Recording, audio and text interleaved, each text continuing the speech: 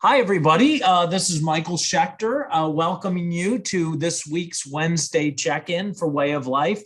We hope you're enjoying the program, learning new habits, and experiencing the success that you want to experience. By now, you should have taken a look at the week 9 materials, both the handouts and the videos, which have some great suggestions to fuel your workouts if you're worried about becoming hypoglycemic or dehydrated during workouts. These are great things for you to take a look at. Also, some of the myths around sports drinks and protein shakes are also examined during the video. This week's challenge is a great one. Eat a fruit and a vegetable at every meal. Don't forget about the importance of fruits and vegetables in our diet and the protective effects that they have. Finally, the activity this week is to pick your best, your best pre-workout snacks, and that's a great one. Hopefully by now, you're in the swing of the program. You've established a calorie budget for yourself. You've learned to prepare meals. You've learned to look ahead for potential issues that may come up. You've learned to curb your hunger when necessary. So those are all great habits that you should be getting into. Today, we're going to talk a little bit about meal delivery services. And meal delivery services are becoming increasingly popular as people look toward time-saving strategies when it comes to, meal preparation or avoiding shopping at the grocery store. And since the pandemic began, we've really seen a boom of these meal kit delivery services. Now, I'm joined today by Crystal Petrello, our Director of Nutrition Services, and she did a wonderful thing a couple months ago. She did some research into various meal delivery options, and the services that Crystal took a look at are in the box on the left there. She took a look at 7 different meal delivery services. In addition, I took a look at Consumer Reports, which rated through their testers 5 meal delivery services. There's a lot of overlap between the two of them, and the findings are very, very similar in a lot of ways. We'll look today quickly at the cost of these services, the nutritional content, and any suggestions we have when it comes to the pros and cons of using these different services. First of all, let's take a look at the cost. So this is a cost per person for different meal delivery services. And, most of them are more expensive than what we would expect if we were buying the raw materials on our own. But of course, that's not surprising. There are some conclusions that we reached regarding meal delivery services. For sure, they're convenient and they help reduce prep time and shopping time. The ingredients were reasonably high quality for the most part, although, as Crystal had pointed out to me, some of the nutritional choices aren't the best.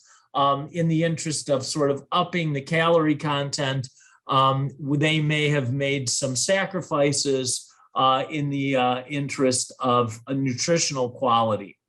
The recipes are generally easy to follow, and for those of you who are new to the kitchen, we'll provide you with a number of cooking skills that I think will be helpful in life.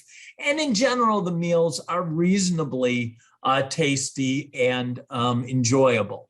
Now, let's take a look at a few of the nutritional facts that we've garnered from these. Now, Crystal took a look at a number of different meals from a number of different sources. So it took a lot of time, but we were able to come up with some conclusions. Now, full disclosure, many of these meal kit companies don't give us the full skinny when it comes to nutritional facts around each serving. So things like saturated fat versus total fat's not always listed. Sometimes sodium's not listed. So these are limitations when it comes to evaluating the nutritional content of these, but Crystal was able to use her keen eye as a registered dietitian to fill in some of the gaps. So let's take a look at what she's found.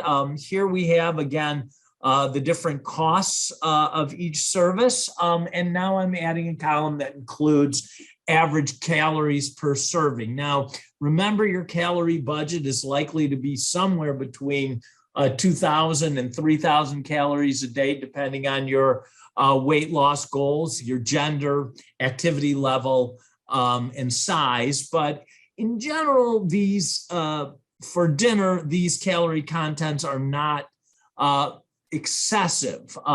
Most of them are somewhere between 600 and 900 calories. And again, depending on the specific meal you choose, you'll be able to look at often the specific calories for a given selection, because one thing that these services are not short on is choices, and you'll see a number of different choices for each service. Some of these services cater to the people who have special diets, like for example, Purple Carrot is a vegetarian service, and others provide a more eclectic choice. So again, average calories per serving, this needs to be accounted for as you keep track of your calorie budget. Now let's take a look at fat content. And fat content is pretty high for some of these, especially in general. The HelloFresh, Barley Spoon, and meals tend to be nearly having as much fat as an average fast food meal. Now, as I said, often these companies don't break fat down between healthy fats and animal-based or saturated fats. But in general, it looks like they're heavy on the animal fat side. So if you have problems with your cholesterol and you're trying to avoid saturated fats, this may be a challenge for you. So take a look at those things. In addition, if you're trying to be heart smart, one of the things we try to do is limit sodium. And most of these meal delivery kits have large amounts of sodium. Now, obviously, Every Plate, Purple Carrot, the vegetarian group, and Sunbasket pay some attention to sodium. Blue Apron, HelloFresh, they definitely have high sodium contents now. Some of these recipes include directions to add salt, and you can at times taper the amount of sodium in each meal by adding less salt to the recipe. But in general, these are the things you want to pay attention to. You want to pay attention to make sure these things are delivering inside your calorie budget with lower amounts of fat and sodium. You also want to watch added sugars, and you can usually tell those from the individual ingredients. And again, you can make a reasonable choice. Although, again, I think, Crystal's conclusion is correct. For the most part, we're doing better if we construct our meals from raw materials and do some meal kit preparation of our own using raw materials from the grocery store. In general, I think the things we found from doing this study are the following. First of all, you can use different services, and you can subscribe to more than one service to increase the variety and health of your choices. Remember that oftentimes these services have deadlines, so you need to make choices or cancel meals, or you'll get charged for them. Some meal services provide servings for 4, and others provide servings for 2. Pay attention to the added salt, especially while you're cooking. Don't add all the salt the recipe calls for. Sharpen your cooking skills using these meal kits. Oftentimes, the sites that you buy your meals from will have videos with instructions to introduce you to newer cooking methods.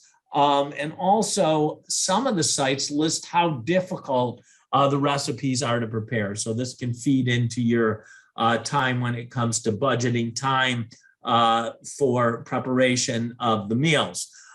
If you're having these meal kits delivered, especially now in the summer, make sure that these meals deliveries don't sit out in the sun.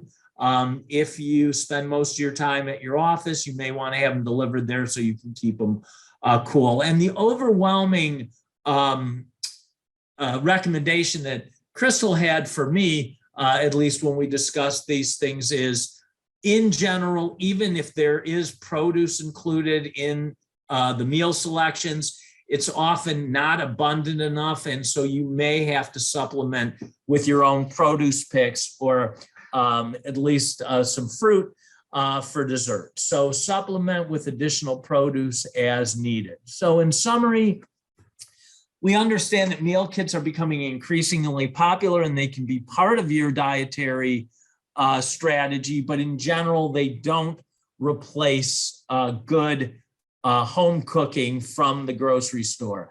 They're better than fast food options often, but not quite as good as true home cooked meals.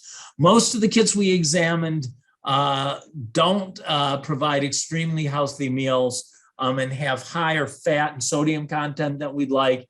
And as we said, the best option for prepared meals may be to take some time during the weekend or other off hours to prepare your own kit.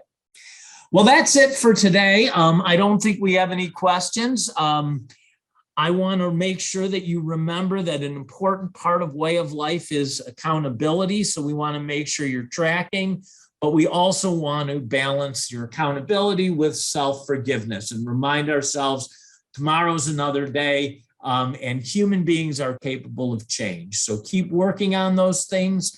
I remind you that if you have any issues and you'd like to talk to a registered dietitian or a health coach about these things, feel free to reach out to us at Be Well Solutions and we will schedule an appointment.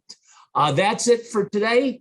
Thanks for stopping in and good luck this week. We'll see you next week.